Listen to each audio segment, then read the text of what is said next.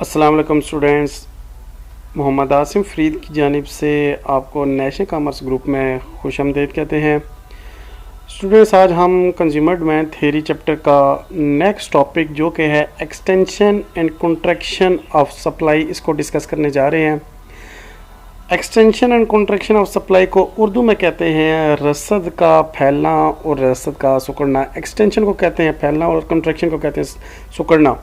I com, D com, F A I C S, B com, M A accounting and finance, B A में ये topics पढ़ाए जाते हैं।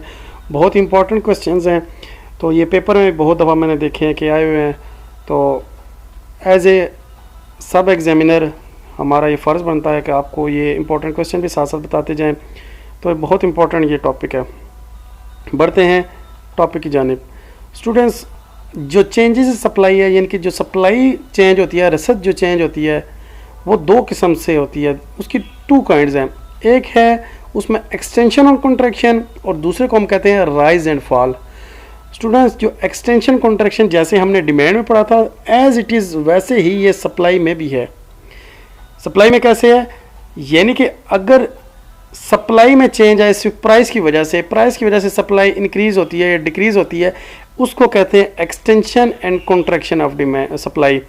और अगर सप्लाई में चेंज प्राइस को छोड़कर किसी और वजह से आए, टेक्नोलॉजी की वजह से आए, फैक्टर ऑफ प्रोडक्शन की वजह से आए, राइज इन फ्यूचर प्राइसेस की वजह से आए, कंज्यूमर का जो मेंटल कंडीशन है उसकी वजह से आए, तो उसको कहते हैं rise and fall of supply, यानी कि रसद का बढ़ना और गिरना।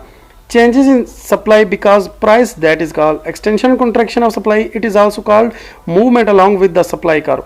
स्टूडेंट्स, जब हम एक टेबल डायग्राम बनाते हैं तो जब एक्सटेंशन और कॉन्ट्रैक्शन होता है तो हम किसी नए ग्राफ पे नहीं जाते, बल्कि उसी ग्राफ पे हम मूव करते हैं अपवर्ड एंड डाउनवर्ड। लेकिन जब हम राइज एंड फॉल पे जाते हैं, change in supply because of any other factor rather than price को छोड़ के किसी और वजह से जब रसद में सप्लाई में चेंज आती है तो उसको कहते हैं rise and fall of supply.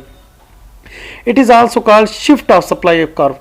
ये क्यों होती है, जब आपके पास जो सप्लाई कर्व है उसकी शिफ्ट हो जाए, नया कर्व बन जाए, तो उसको कहते हैं extension and contraction of supply.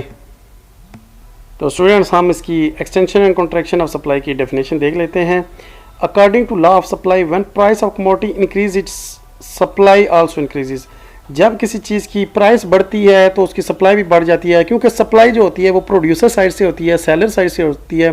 तो सेलर की ख्वाहिश होती है कि उसको कीमत ज़्यादा से ज़्यादा मिले। जब उसको कीमत ज़्यादा से ज़्यादा मिलेगी तो उसका प्रॉफिट भी ज़्यादा हो जाएगा, तो वो सप्लाई ज़्यादा करना शुरू कर देगा।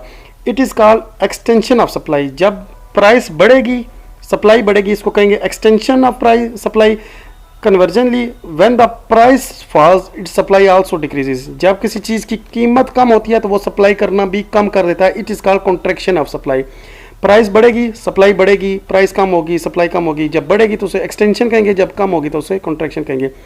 प्राइस अगर देखें यहाँ पे आपके पास प्राइस और सप्लाई, क्योंकि सप्लाई जो है ये भी फंक्शन है प्राइस का, तो आप एक साइड पे प्राइस को रखें, दूसरी साइड पे आप सप्लाई को रखें। जब प्राइस आपकी बढ़ रही है तो आप सप्लाई को बढ़ाते जाएंगे। 5, 10, 15 हुआ तो यहाँ पे आप क्या करेंगे, 10, 20, 30।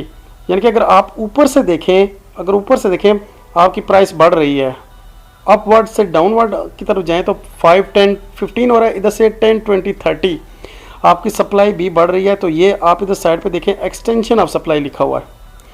और अगर आप नीचे की तरफ देखें, 15 हो गया, फिर 10 हो गया, ये 5 हो गया, और यहाँ पे 30, 20, 10, तो ये नीचे से ऊपर की तरफ हो रहा है कॉन्ट्रैक्शन ऑफ सप्लाई। ऊपर से नीचे एक्सटेंशन हो रहा है, नीचे से ऊपर कॉन्ट्रैक्शन हो रहा है।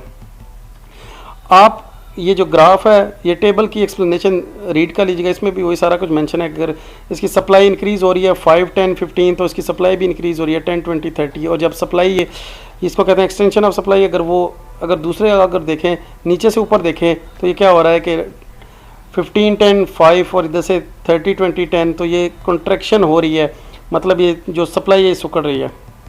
अगर आप इसका ग्राफ करना चाहें तो ग्राफ में आप क्या करेंगे, आप एक्स एक्सिस पे आप प्राइस को रखें, वाई एक्सिस पे आप सप्लाई को रखें।